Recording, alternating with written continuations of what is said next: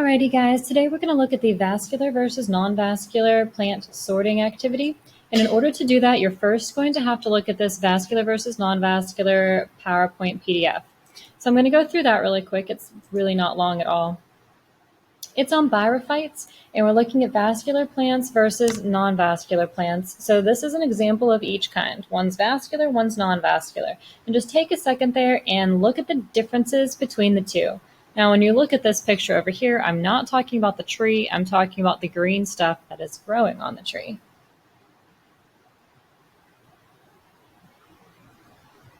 As you look at it, hopefully you're seeing, okay, well, this one here has some flowers on it.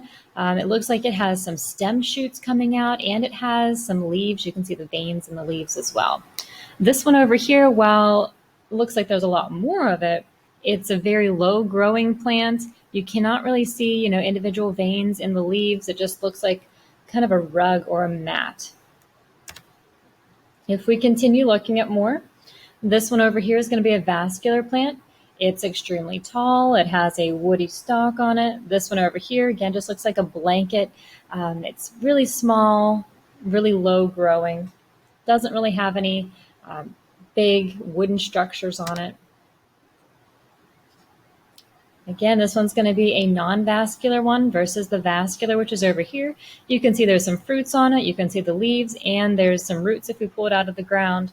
Now this one over here, if we pulled it out of the ground, there are some root structures, but not really any, big roots. It's not going to be tough to get this one out of the ground.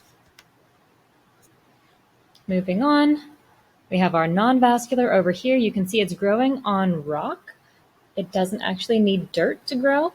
This one over here does need some type of sand or soil. You won't catch it growing off of a rock. Again, it has a nice big sturdy looking stem with some leaves. This one here, low growing plant. It's growing actually right near some water. And these are marigolds, and they have flowers and leaves. So a vascular plant can transport food and water. It possesses specialized supporting water-conducting tissue called xylem and fluid-conducting tissue called a phloem, and they have seeds or they can be non-seeded, either or. They're the largest group in the plant kingdom. They have vascular bundles, which are vessels in the stem or the leaves of the plant, and the cambium is a layer of cells that helps the stem and roots to grow. So here's the vascular bundle. It has the xylem, which is the drinking tissue, the cambium, which is like this cork tissue, and then it has the phloem up here. And if you close it off, then you just won't have that growing portion activated. Now the xylem is going to transport water and minerals from the roots to the rest of the plant. The phloem is going to transport food from the leaves to the rest of the plant. So this is moving the sugar or the glucose around.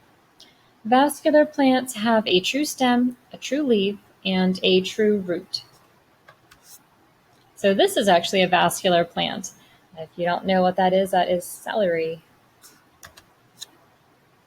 Examples of vascular plants include trees and shrubs that have woody stems and they can grow tall.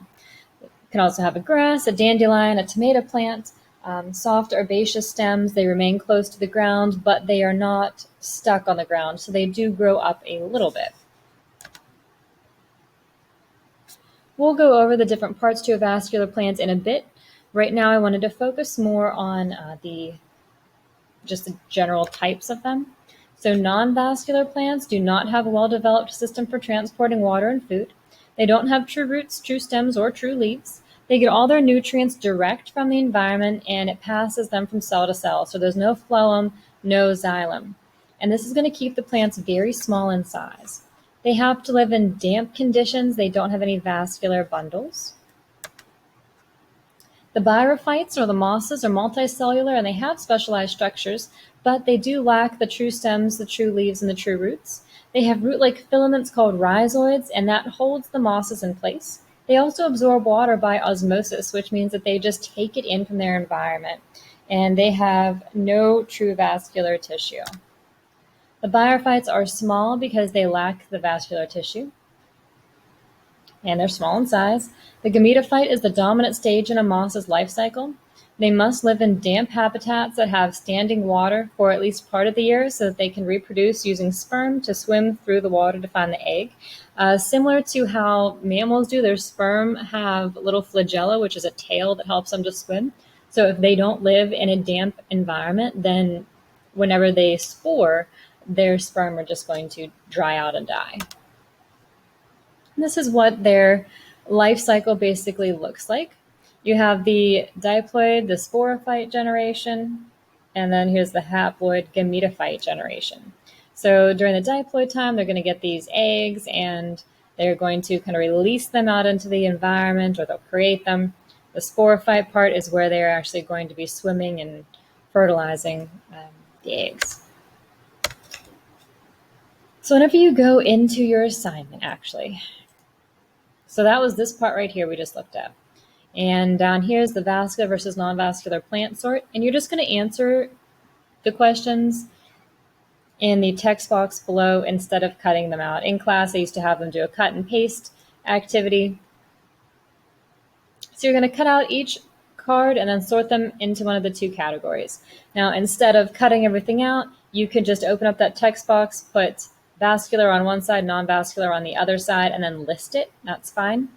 So you're going to look at a moss. We know mosses are bryophytes, which are non-vascular, so that would be over on this side here. A cactus is going to be a vascular plant. They have structures that allow them to keep water. Liverworts are part of the moss family and the bryophyte family, so they're going to be non-vascular. A rose is going to be vascular. Along with a tree, they have a woody stem, obtains nutrients directly from the environment and distributes it cell to cell throughout the plant. That's over on the non-vascular side. Grasses are actually a vascular plant. Well-developed system for transporting water and food is vascular. Roots, stems, and leaves, that's going to be vascular as well. We're talking about the xylem and the phloem here, so that's going to be on the vascular side. Lichens, non-vascular. These examples here are all going to be on the vascular side. The phloem is going to be on the vascular side. The xylem is going to be on the vascular side. No roots, stems, or leaves will be non-vascular.